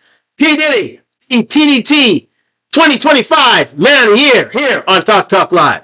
Thank you to Law and Crime. Well, as you may know, rapper 50 Cent has been teasing a documentary about his purported rival, Sean Diddy Combs, for more than a year. But now the 4-part docuseries has finally premiered on Netflix. The series explores Combs' life, from his upbringing, the creation of Bad Boy Entertainment, to all of the allegations of assault and sexual abuse since the 1990s. And it also investigates his alleged connection to the deaths of iconic rappers Biggie Smalls and Tupac Shakur, featuring insights from those close to him, witnesses from his racketeering and sex trafficking trial, and jurors who heard weeks of testimony. So we're not only going to dig... Let me tell you something about this documentary. If you haven't seen it before, please do. It's on Netflix. Probably the number one show, the number one program on Netflix right now is Sean Combs' The Reckoning. It was literally killing it over the Christmas holidays. And yeah, if you haven't had a chance to view it, please do. But it goes into intricate detail. I mean, the investigative journalism on this was spectacular. He went to they went to all lengths. Shout out to, I think, Miss McFarlane. I think she was the executive producer. Well, 57 was the executive producer. She was a director on the video. She did an absolutely masterful job breaking down all of the misgivings of one Sean P. Diddy Combs, and it proved to be unforgettable and something that indeed Diddy will take heed of. As you know, Diddy is not one to take slights greatly, and yeah. We await with bated breath to see what comes next after he is released. Let's continue. Into some of the biggest moments from this series, but also what Combs' legal team is doing, because they are pushing back quite hard against the whole project. Welcome to Sidebar, presented by Law and Crime. I'm Jesse Weber. Right now, Sean Diddy Combs is locked up in a New Jersey prison cell, serving a 4-year sentence after he was convicted on 2 counts of transportation to engage in prostitution during his very high-profile federal trial earlier this year. A jury acquitted him of the top charges in the indictment, conspiracy to engage in racketeering, as well as 2 counts of sex trafficking. Now, the allegations against Combs, they have dominated the headlines since November of 2023. That's when his ex, Cassandra Ventura Fine, filed a multi-million-dollar lawsuit against the music mogul, claiming he abused her during their 10-year relationship. And since then, he's not only faced this criminal trial, but also dozens of civil lawsuits that were filed on behalf of alleged victims. And many of the lawsuits include claims of sexual misconduct and rape and more. But to be clear, Combs and his legal team, they have adamantly denied any and all accusations of wrongdoing. Since Combs' arrest at the Park Hyatt Hotel in Manhattan in September of 2024, there have been several documentaries that have been released about the rapper's rise to the top of the music industry. There have been shows about his trial, but one of the most anticipated retrospectives is from a reportedly years-long rival of Combs, rapper Curtis Jackson, better known as 50 Cent. He is the executive producer of this project, initially teasing it with the title Diddy Do It, but the series was retitled Sean Combs: The Reckoning. It was released on Netflix on December 2nd, and it has skyrocketed to the top of the charts. In fact, 50 Cent posted on his Instagram on Wednesday, #1 on Netflix. You know, if you really like this docuseries, I'll make more, LOL.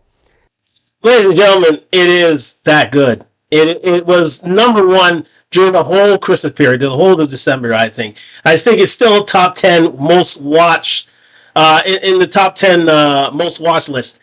And yeah, it is required viewing if you really want to see the saga of Sean P. Diddy Combs from beginning to present day. Let's continue. Now, the documentary's director, Alexandra Stapleton, said in a statement to Bill. Alexandra Stapleton, yes, we finally got her name. She was did fantastic work on this video, on this 4-part series, and she should be given her flowers, because it is just incredible investigative journalism, and it was a documentary of high regard. Let's continue. Board quote.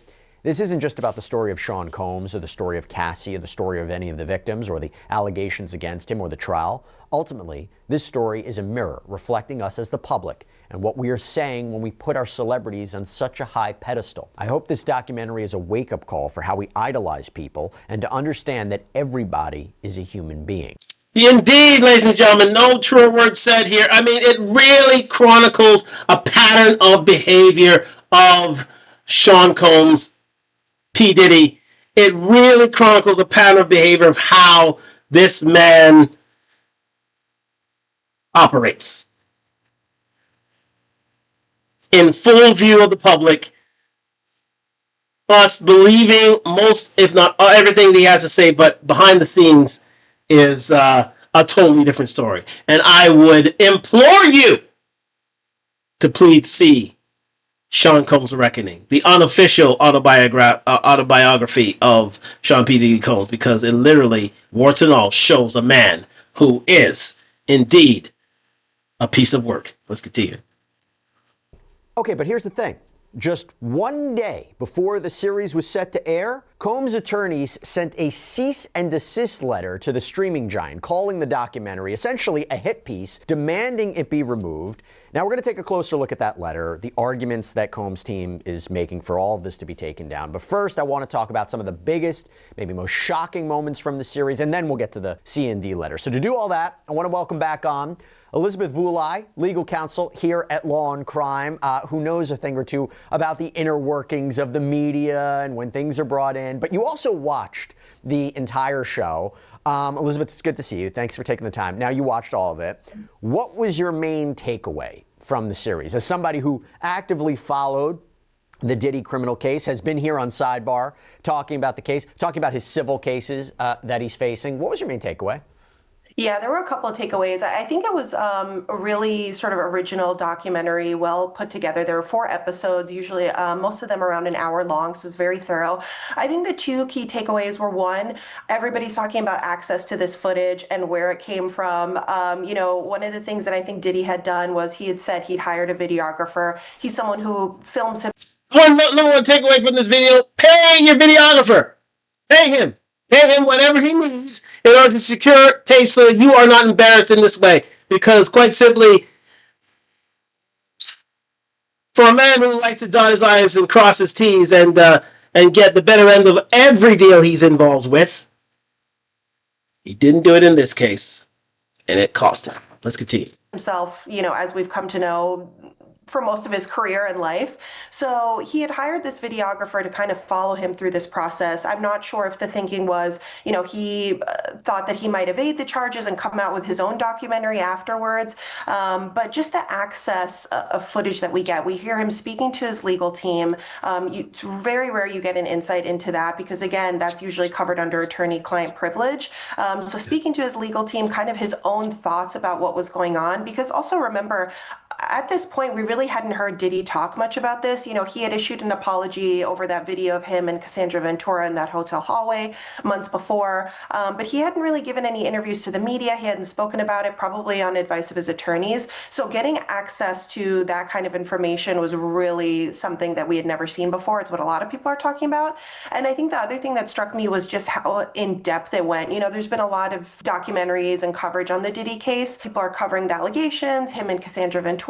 But, one of the episodes goes into his history with Biggie and Tupac and insinuations there and kind of going a little bit deeper into his upbringing and his career, a little bit further beyond what a lot of other people have covered. By the way, this goes into his childhood.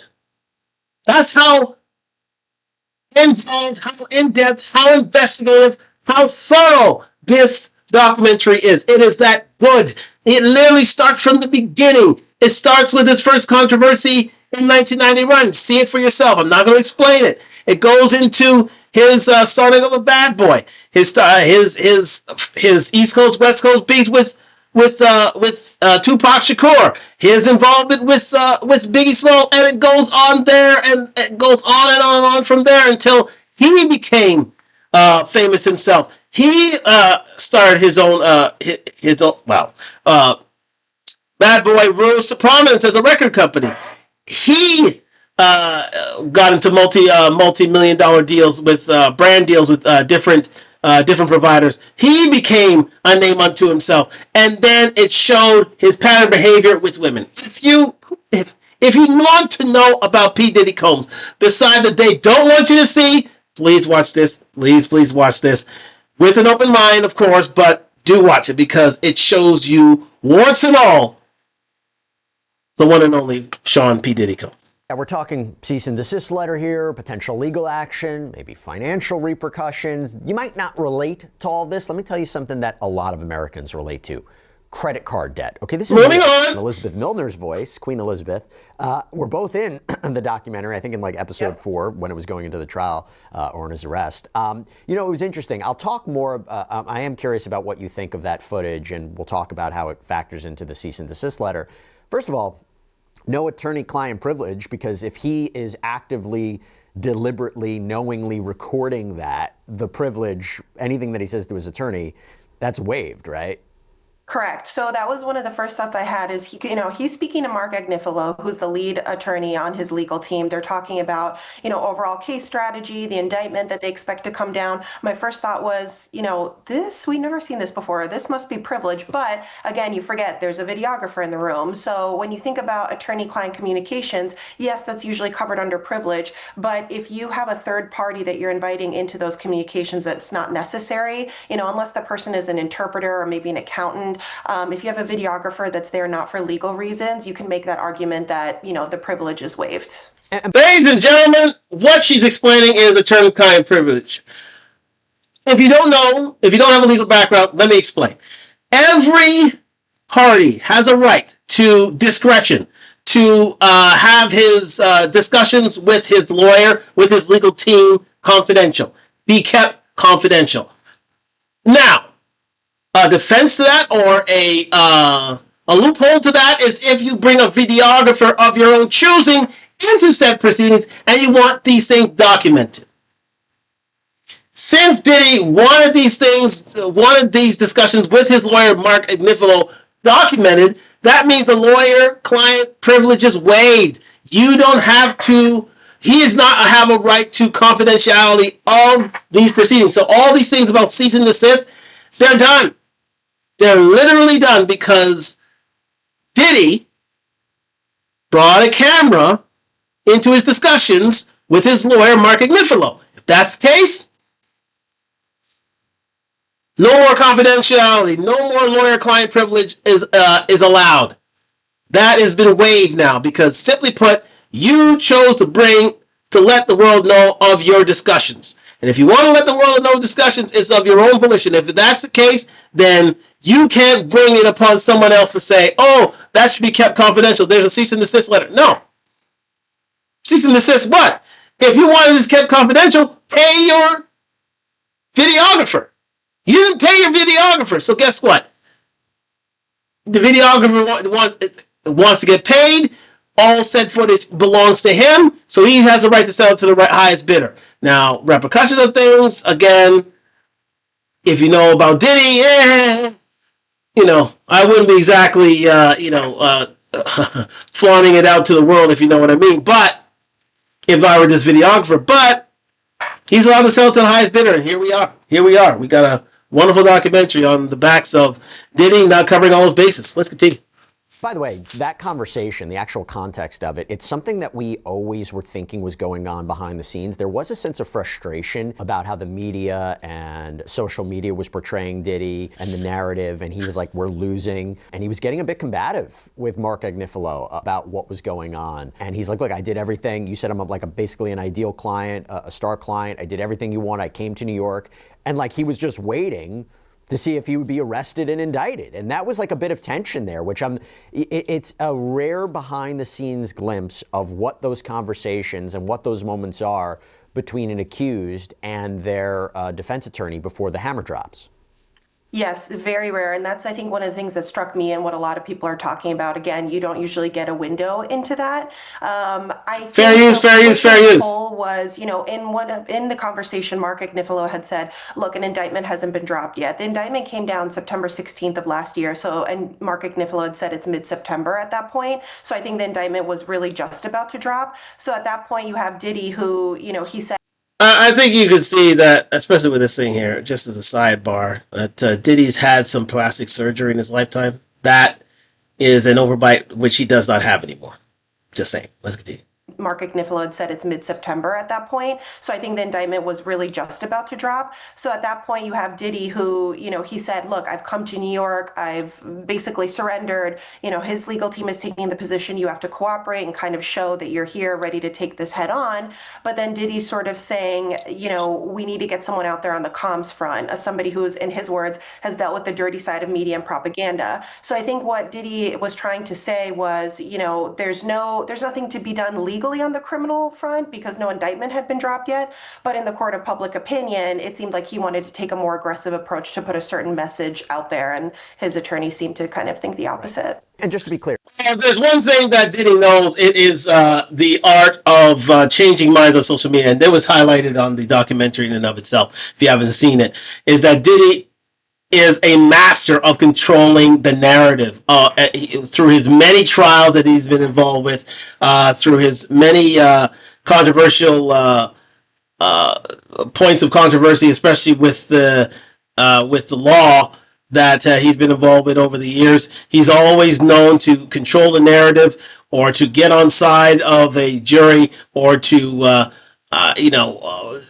get the right attorneys who can properly influence judges, or to get the word out to people that he is a free and innocent man, that he has nothing to do with things. He is so good at communications, so good at rounding the argument and rounding public opinion in his favor. And I think that was highlighted here during this trial, where literally you had people cheering for him after these allegations, after the video was shown. They were literally cheering for him outside of the courtroom when the verdict was revealed. And that only happens when you control the narrative, not only inside the courtroom, but outside it as well. And that's one thing Diddy knows how to do with complete expertise. Let's continue. So the documentary begins with this shot of Combs in his hotel room in New York. This is, I believe, just 6 days before his arrest last year. Turns out Combs had hired this videographer to film him while he's in New York. The documentary's producers got their hands on this footage, and he's talking on speakerphone with Mark Ignifilo, this high-powered attorney, who is, by the way, just one of several lawyers he would have on his multi-person legal team, and says that more needs to be done to help his public image, that it appeared to him like they were losing. And remember, again, this is before he was officially indicted and arrested. Now, apparently he knew it was coming. He'd been under investigation for months at this point. In a statement to NBC News, Combs' publicist, Judah Engelmeyer, said, quote, "The footage was created for an entirely different purpose under an arrangement that was never completed, and no rights were ever transferred to Netflix." You see, now they're trying to say that Netflix, being a third party, weren't privy to this information. It was meant to be a person-to-person sort of agreement, but it was never meant to include a third party. So it was, it's all about contract and who's included in the contract to reveal this information. But clearly, Netflix, who has a mighty legal team themselves, found a loophole whereby they can indeed expose said information to the world in the form of a documentary. Let's continue. Let's hear what else they have to say here. A payment dispute between outside parties does not create permission for Netflix to use unlicensed private material. None of this footage came from Mr. Combs or his team, and its inclusion raises serious questions about how it was obtained and why Netflix chose to use it. Now, Elizabeth, we're going to talk more about what Combs' legal team has to say in this cease and desist letter, but what's your reaction to that? Yeah, it's hard to say because there's still such a big question mark in the air because, Curtis Jackson, aka 50 Cent, is one of the executive producers on this series. Him, the director, Netflix in general, is not saying where they got this footage, only that it was obtained legally. Diddy's side is saying this is coming from a videographer I hired. I know we'll get into the cease and desist. One of the arguments they make is, this is subject to NDAs or agreements that the videographer had signed with Diddy because he was, employed by Diddy, and therefore the footage belongs to Diddy. That's the argument that they're making.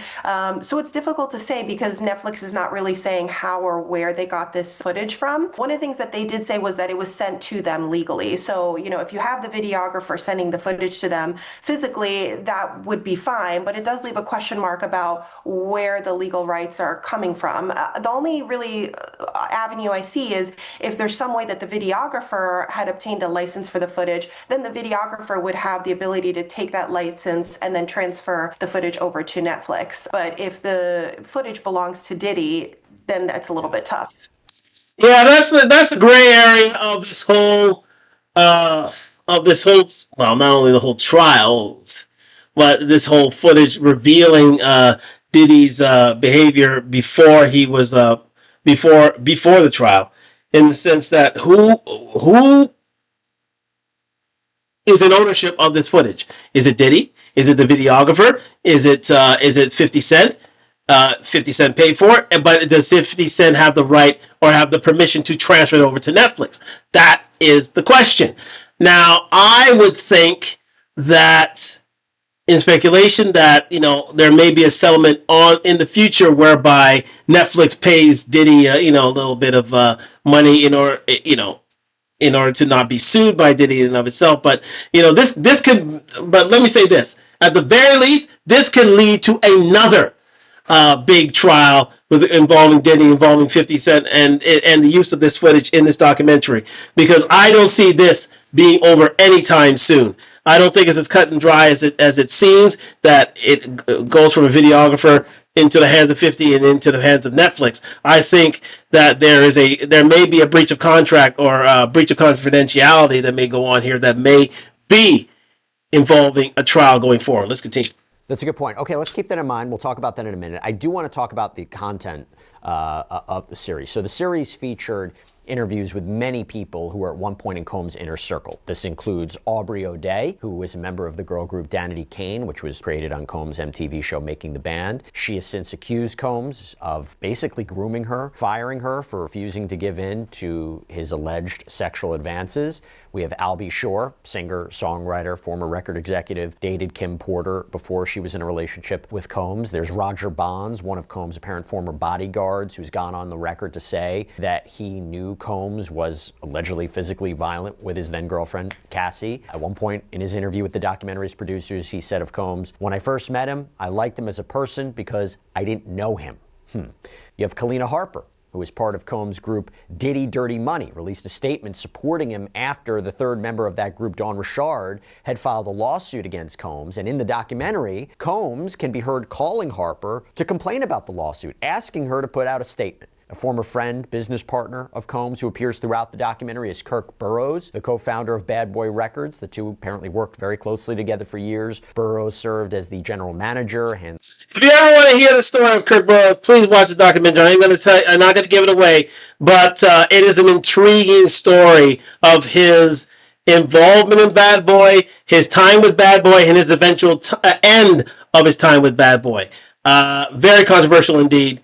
Please see the 4-part series in order to find out about this man. But he gives a lot of enlightening information with regards to Sean P. Diddy Combs, because this man knew him since, well, his younger days when he was at Uptown Records, and really saw the highs, but mostly the lows of one Sean P. Diddy Combs. Let's continue. The rapidly growing company's funds. And according to Burroughs, when they started Bad Boy, Burroughs was given a 25% stake in the company, with the other 75% being in Combs' mother's name, Janice Combs' name. And we're going to get more into why Burroughs alleges it was set up that way in just a second. But according to Burroughs, Combs allegedly threatened him in 1996 with a baseball bat, forcing him to sign over his stake. So Burroughs apparently sued in 2003. The lawsuit was thrown out because too much time had passed since the alleged incident. And more recently, statute of limitations, ladies and gentlemen. Always watch for statute of limitations. It could mean you getting rich or you getting nothing from the other side. Let's continue. Burroughs sued Janice Combs for fraud, Combs himself for sexual harassment. This is according to a report from Cinemaholic. And those appear to be ongoing, by the way. Now, Burroughs claims that he was blacklisted from the entertainment industry, led to periods of homelessness. He's since re-entered the music industry, starting Pop Life Entertainment in 2018. This is also per Cinemaholic. So, Elizabeth, there's a lot here, but what did you make of the Burroughs part, where he was proving, you know, this kind of relationship that he had, and that he was coerced into giving up his stake in what would become a multi-million-dollar company? I mean, I guess the allegation is basically that Diddy ruined his life. Yeah, that was there are a lot of difficult moments in the documentary. I watched all 4 episodes as mentioned, and that was a tough one. And again, information that we hadn't really seen before in prior documentaries. So, you know, this is someone who had co-founded Bad Boy Entertainment with him. A lot of the things he was saying seemed to kind of run along the theme that I think prosecutors were trying to push in the actual case, was that in the prosecutor's view, this is somebody who will do anything to basically get what he wants. He doesn't really care what effects or damage that causes to to other people. And it's in different ways, right? Whether it's in the context of alleged abuse, business disputes, alleged sexual assaults, things that have been alleged in the civil lawsuits against him. And I think with Burroughs, it was really, kind of seemed to strike that theme as well, because he's saying, he had forced me out of the stake of my company. He had to deal with things like homelessness, while in the 2000s and 2010s, Diddy was really prospering, music, business, fashion.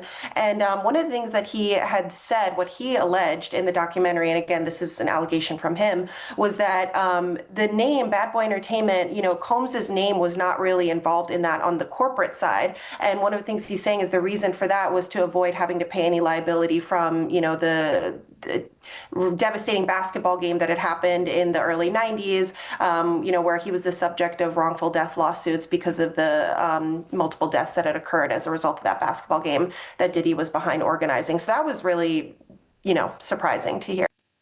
Yes, indeed, ladies and gentlemen. Diddy never really owned Bad Boy Records. He was a figurehead. He worked for the company, but he never owned it. His mother owned it, and that was because he didn't want to be hit with a lawsuit from the 1991 school concert incident that killed many people. In which you can look through the Netflix video, but it's pretty much known in New York parlance that an urban legend that, well, it's not a legend, it's reality, that Diddy was putting on a show in 1991. It was oversold. People bum rushed the doors, and the doors swung one way when it should have swung another, and many people died as a result. So therefore, Diddy could not own really anything for the sake of being sued. So Diddy decided to start up Bad Boy Records, but with his mother in ownership and not him. And that was because he did not want to be privy to any lawsuits from victims of said crime. So Diddy was seen to be penniless along the way, but he's seen as an employee, as a CEO of the company, as a paid employee of the company, and not the owner of Bad Boy Records. A little tidbit for you. Let's continue. Yeah, that was a big allegation, because the families of the victims killed in that stampede. It was horrible. We're talking about December 28th, 1991. Combs, fellow rapper Heavy D, they hosted this charity basketball game. The game took place at the gymnasium of the City College of New York. And according to the New York Daily News, before the basketball game started, people who weren't let inside, they broke a window, swarmed toward the entrance of the gym, all went down a staircase. The doors at the bottom of those stairs opened towards the stairs, not towards the gym. So once a crowd got down there, they couldn't get the doors open, and people started being crushed. 9 people died. Dozens of others were injured. And there were no criminal charges that were ever filed against anyone for the stampede, but multiple families and injured victims, they filed lawsuits. And that's just one part, right? So I actually wanted to get into this too. The docuseries devoted a lot of time to the killings of Tupac Shakur and Biggie Smalls, and Combs' alleged connections to this, to both men, obviously knew both of them. So there have been accusations made in the past that Combs' involvement in the East Coast, West Coast rap feud of the 90s, there was more than just talk, that it could have involved things like hit orders. Now, to be clear, these are allegations. There's no evidence to suggest this. This series, though, it emphasizes that he has never been investigated or charged regarding their assassinations. Nevertheless, several interviewees during this documentary expressed that Combs' actions seem suspicious in hindsight. The documentary plays part of an interview that Dwayne Keefe D. Davis did with investigators looking into Tupac's murder, which had become a cold case. And on the tapes, Keefe D. says that Combs agreed to pay him if he killed Tupac and also rival record label head Suge Knight. Now, Davis allegedly admitted that his nephew Orlando Anderson was the one who shot the men, killing Tupac, injuring Knight. But Davis says Combs never came through with any payment. And by the way, Davis is currently awaiting trial for Tupac's murder in Las Vegas. Combs has always denied any involvement in the assassination. That was a big moment, I would say. Ladies and gentlemen, yes, indeed. That's another thing that that's why Diddy has to be considered TDT Man of the Year 2025, is that not only did his trial literally suck the living air out of the summertime, it was the trial of the year. It was especially during the heat of the summer, and it put him in the headlines for all the wrong reasons. But not only that, this documentary opened up another door into the deaths of Tupac Shakur and Biggie Smalls, in which Diddy, who was never considered a suspect in their murders, was heard on tape to say that he was a co-conspirator in said murders, and he was allegedly to pay Keefe D and his band of Crips, from I think it's Southside Crips, $1 million in order to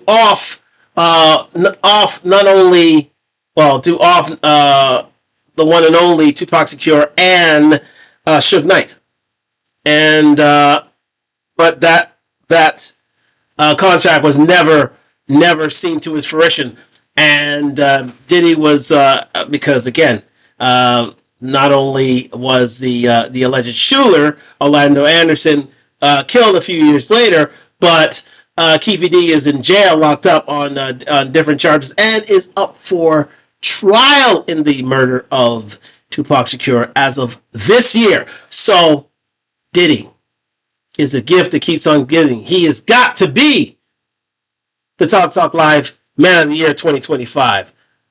Ladies and gentlemen, let's continue. Elizabeth, that was a big part of this. I didn't know that was going to be a part of this documentary. I was really surprised as well.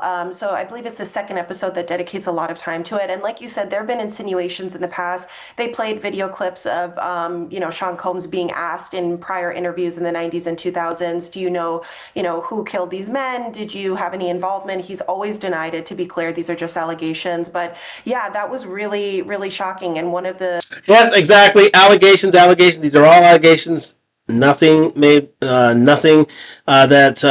can be put to proof as of yet, but we will see in the upcoming trial in 2026. Let's continue. One of the sort of a little bit more of the backstory behind his alleged involvement with Tupac was that a lot of the interviewees in the documentary were saying that Biggie, who was signed with Bad Boy and who was really close with Diddy at the time, was starting to form a friendship with Tupac, and they were getting really close. And a lot of the interviewees were saying, in their view, Diddy didn't really appreciate that. So I think a lot of the themes that you see again is coming up as him sort of wanting and needing to be the number one person in people's lives, whether it was personal, business. And it's really interesting because you see a lot of the themes that, again, the prosecution was trying to push forward that we saw in his personal life with Cassandra Ventura, always needing to be number one, not necessarily regarding the damages he's doing to other people in the prosecution's eyes, right? Playing out in the business sense. So the backstory is that he didn't appreciate the friendship that was forming between Biggie and Tupac, and therefore, that's where his alleged involvement came in. And then when, in terms of the non-payment, I think that was also a really shocking moment as well, because that's something we saw happening over and over in the documentary. Multiple people who were saying, I was cheated out of my share in the company. I wasn't paid hundreds of thousands of dollars. And allegedly, that's sort of how he treated the artists that were on his label. So again, it's the theme of always wanting to be number one and, not necessarily giving people their due, business sense or personal sense. Excellent point raised by counsel. Diddy's MO. One of Diddy's MO is not only his alleged abuse of former partners, but not paying people with whom he employed and also did business with.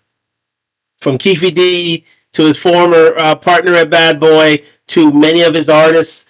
Everybody knew Bad Boy Records. It was known in the music industry, Bad Boy Records was a fiefdom unto Diddy, and Diddy alone. The only one who would make any sort of profit from Bad Boy Records, make any sort of money out of Bad Boy Records, was Sean P. Diddy Gomes himself. And I would have you have a look at the funeral of one Biggie Smalls, and how his alleged last gesture to a friend wasn't an actual gesture at all. I'll let you do your own investigations on that. But yeah, this is one of Diddy's MOs. He never paid people their just due for work that he had, that they had, or he, she, or they had undertaken for Diddy. And he had formed himself a lot of enemies in the music industry. This was not a man who was above board. This is not a man who was of good kindness, nature, and goodwill. Diddy was a very shrewd businessman, very, very shark-like in his abilities. And again, he learned from the best at Uptown Records, and it was again. Allowed Diddy to run Bad Boy Records unto himself, whereby he would be the star, the ultimate star of the show, and you can watch the documentary for all these things. But again, let's continue. We're just going to be finishing up very, very soon here, so let's just get a last final bit on this segment of the program. Okay, so with that, I will tell you, I think one of the most shocking allegations comes to Biggie Smalls, okay? You talk about finances, you talk about that, okay. One of the biggest names at Bad Boy, seemingly very close friends with Sean Combs. Well, according to Kirk Burrows, Combs, and again, this is his allegation, according to Kirk Burrows, Combs insisted that Biggie travel to Los Angeles as part of an album tour, and this is despite, the serious dangers that were present from the rivalries, the East Coast, West Coast. And once there, Combs allegedly decided to cancel a trip that Biggie was supposed to take to the UK, instead saying he needed to stay in LA. Combs apparently threw a large party, and after which, someone opened fire on the car that Biggie was riding in, killing him. Now, Burrows alleges that Combs used all of this publicity around Biggie's murder and his massive funeral to just gain his own fame for his own benefit, shooting to the top of the charts with the song Missing You, which featured, by the way, Biggie's widow. But this was one salacious claim that I really wasn't expecting. According to Burrows, Combs, allegedly, charged the costs of that massive funeral to Biggie's estate and had Biggie's recently renegotiated contract changed to make it more favorable for Bad Boy Records and less favorable for Biggie's loved ones after his death. Elizabeth, again, that one I wasn't expecting. As I said, ladies and gentlemen, I'm going to leave it on that bombshell. This is a year of Diddy. For bad and for worse. All these literal allegations that you found out from the Netflix documentary, as he said here, there were 9.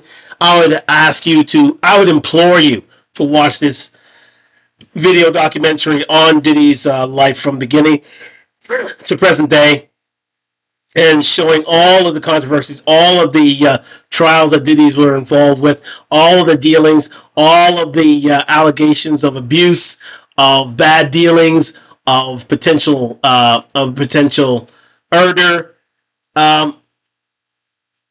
All these allegations against Diddy were brought up in these 4 wonderful documentary episodes, and I would implore you to see it. But listen, just getting back to myself, we're going to end it up here, but let me say this. Back to the full camera here. If there's one thing to say about 2026, 3 gentlemen made up in bulk the year of 2026 to make it one of the more fascinating years in memory. And one being Shannon Sharpe, the second being Akash Singh, and finally our TDT Man of the Year 2025, it has to be Sean P. Diddy Combs. The man provided us entertainment. He provided us drama. He provided us a year of sheer, utter controversy and surprises. And they don't end. It doesn't end. The next few years are going to be even more spectacular when it comes to Diddy.